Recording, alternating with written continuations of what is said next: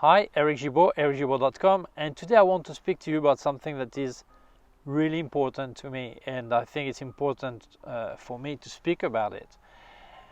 And maybe this is your case, but I think many people are completely ruined by photography. Let's speak about it.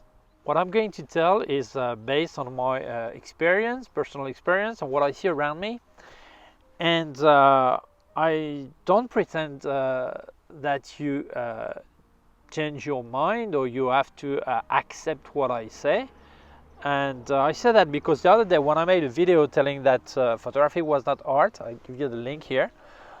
Some people agreed, some people disagreed, some people explained why they disagreed, but many people insulted me, telling, who are you to tell this? Well, this is my channel. I tell what I want, and you don't have to agree with me. You're free to think different, and but no need to insult me if you don't think like me. And we're just having a coffee together right now. The only thing is you're not there, so I cannot see you. So you answer or you tell me your opinion. So you can leave it in comment anyway, no problem.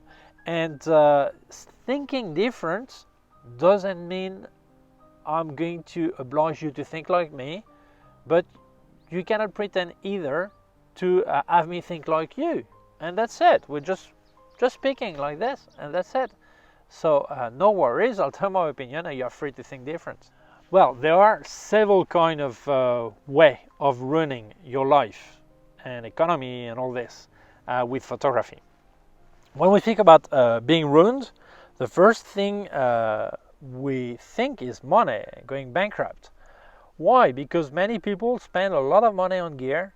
They want the latest gear, latest camera, latest lenses, latest everything, and they spend a lot of money, very often money they don't even have.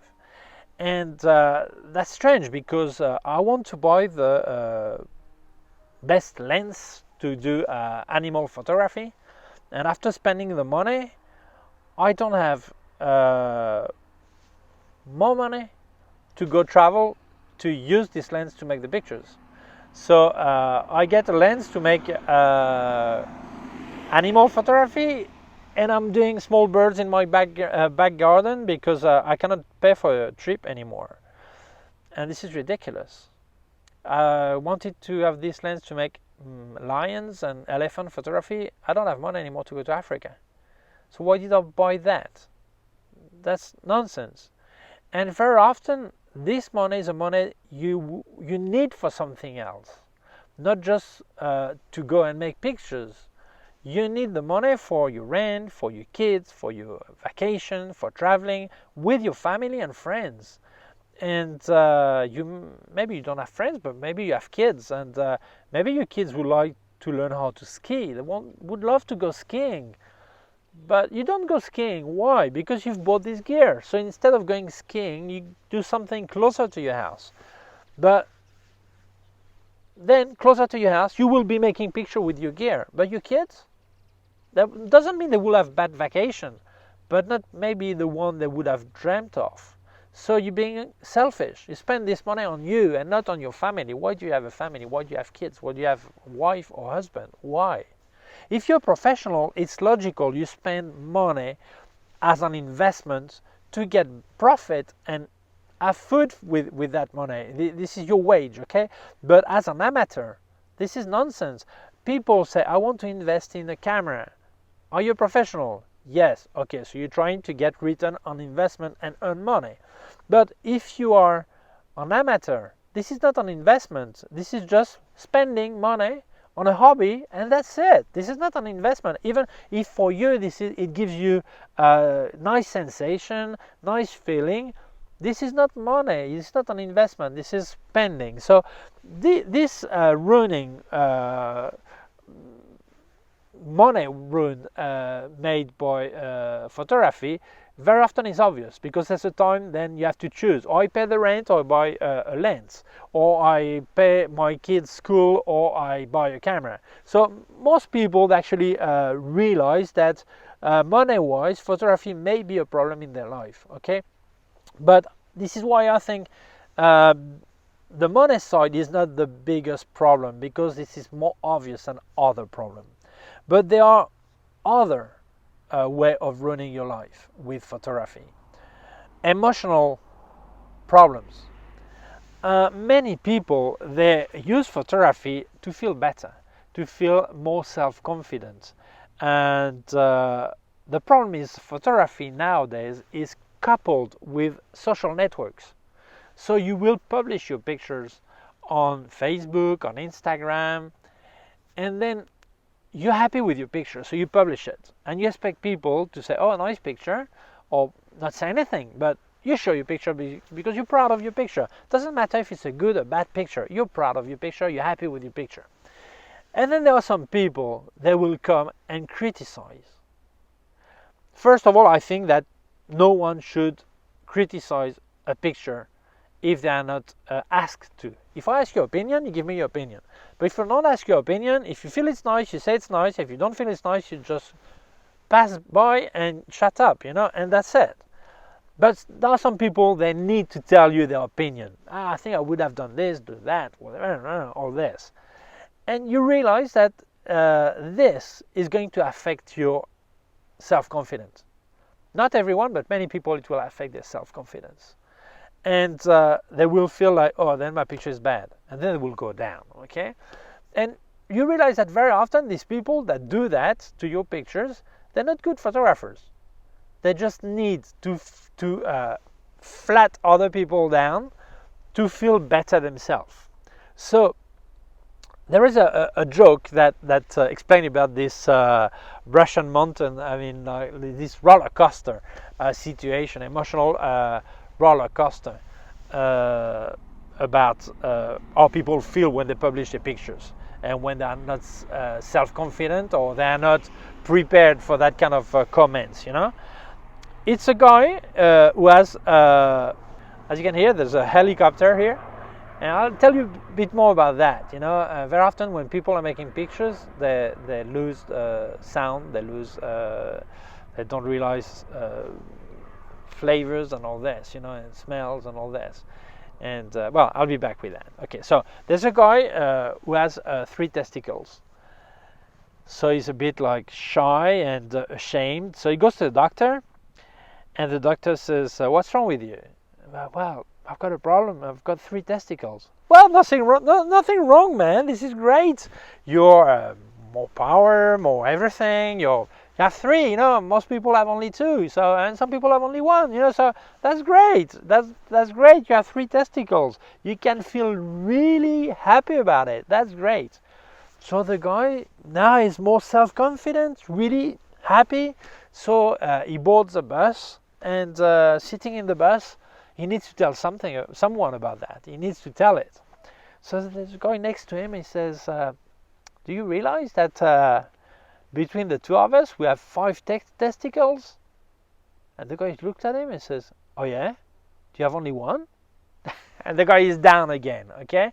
Well, for many people, photography is like this. They publish the picture, they feel good, someone comments, and they go down. And then someone else comments, and they go up. And they're like this, a roller coaster, all the time. So they're ruining their emotional situation and their self-confidence. This is not due to photography, this is due to social networks.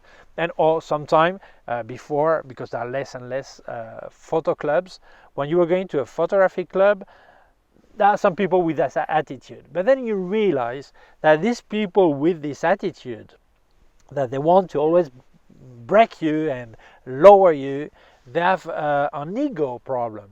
And this ego problem is to speak bad about others or bad about their work to feel they are better than them. And very often when you analyze their picture, you see that their picture are not especially good. Very often they are mediocre photographer, or very often they don't even publish anything. So when they don't have any material to prove that they're good photographer, they don't have photo to show they're good photographers. And anyway, even if you are the best photographer in the world, you have no right to criticize someone else's to feel you better, okay? Even if you're the best, okay? But when you realize they don't have any photography to show, photos to show that proves they're really good, they normally show off with the gear they have. They have the better camera, they have a better lens, a better whatever, and they have the best gear, best thing.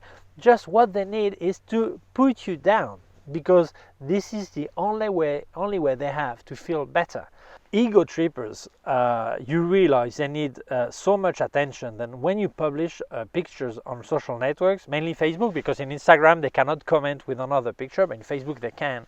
You publish a picture, you're really happy about it, and the first thing they do is to publish a similar picture or a similar place, and just they want to attract attention. And when they behave like this, it's the same thing if I'm telling my daughter's birthday, oh, we had a great cake, and then we had this and that, and someone says, oh, last week was also my son's birthday, and the cake was green and blue, and we gave him this. And it gets you conversation to make sure to attract attention to his situation. Many people act like this. When you see someone who is under your picture you publish, unless you have similar pictures or whatever, but if you don't have ask that, you publish a picture, you're happy about it, someone that rushes to publish something similar, they're just people begging for attention. They have a psychological problem, honestly. And these people have an emotional problem, and you have an emotional problem. And photography related with this kind of world is actually ruining your emotional life. And this is another way of ruining you. You have another way is photography may ruin relationship and friendship and familyship. Why? Because you realize that some people, they are always stuck with their camera. There are some psychologists for kids, and they tell the kids, could you draw your family? Draw your family, or your father, or your mother, or the whole family. And they draw the father or the mother with a camera, sometimes hanging, or sometimes in front of their face. This is the way your kid sees you. Your kid is seeing you behind a camera. There is a serious problem here. It means for them, you are a camera. You're not their father. You are the man with the camera. And this ruins relations. Many kids, they want to play with their parents. They want to have fun with their parents. They don't want the father or the mother to be making picture all the time, then rush to the computer, edit the picture, and he just wanted to play with you. So yes, you can make some pictures, but then forget the camera and have fun with your kid. Spend time with your kid. I see so many people, they have thousands or tens of thousands of pictures of their kids. They don't even have one picture that is printed. But on the other hand, they have about 50 pictures of when they were kids and their parents with a film camera with 36 a roll of 36 pictures that would last for 4, 5, 6 months in the camera. They can cover their whole life as a kid with about 50 pictures that actually cover what they had. And you make thousands of pictures of your kids that you don't even have this. You make pictures you never look at again. And do you think this is worth losing your kids growing? And it's not just your kids. Sometimes it's your wife or your husband. They only see you with your camera. We go to walk around and you're all the time with your camera. And some people, they criticize others with their smartphones. Say, look at these people, they don't even speak to each other. They're all the time with their smartphone. You're doing the same thing with your camera. You're behind your camera all the time. You go to a wedding and you bring your camera, and your cousin invited you to his wedding. He has contracted a photographer, an official photographer. Why do you bring your camera? Take a few pictures with your smartphone of who was eating with you at the table, a few selfies, and that's it. The official photographer is there. Why? Why do you bring your camera? You are not going to enjoy, you're not going to allow these people to communicate with you. Some people, they don't just ruin the relation at the moment of being with them. They just disappear because they always want to make pictures.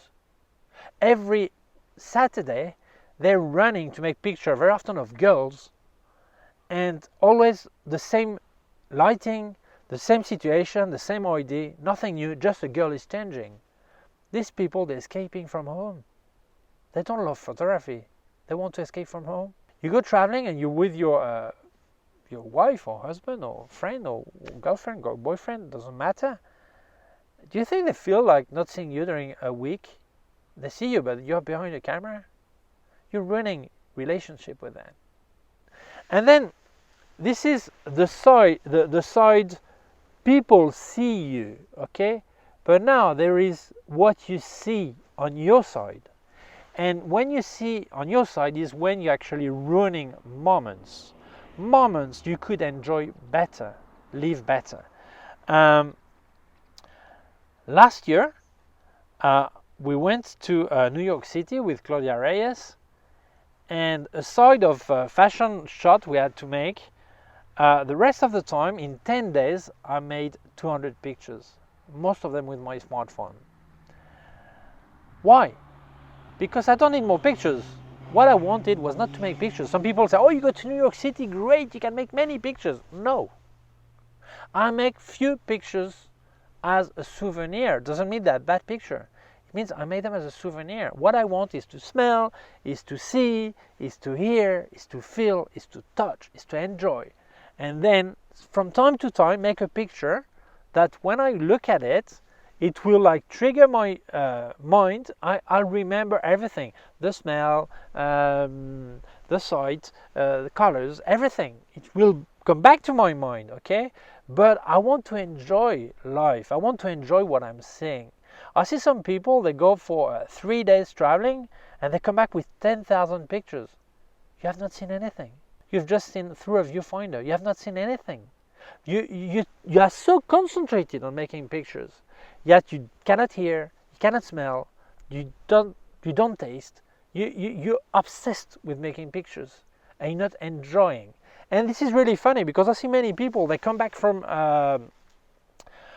their vacation and they don't even know what's in their pictures. They have to ask their wife, husband, say, oh, what was that? Oh, that was a monument. Can you remember that? Yeah, that's right. And that food, what was the name? You were so obsessed with pictures, you did not even ask, see, remember anything. You losing these moments. You're traveling for nothing. You're traveling to make pictures. When I remember I was in the Louvre in Paris and there was the Gioconda Mona Lisa. And many people said, hey, did you make a picture of Mona Lisa? I said, no, there is one at the museum. I'm at the shop at the museum.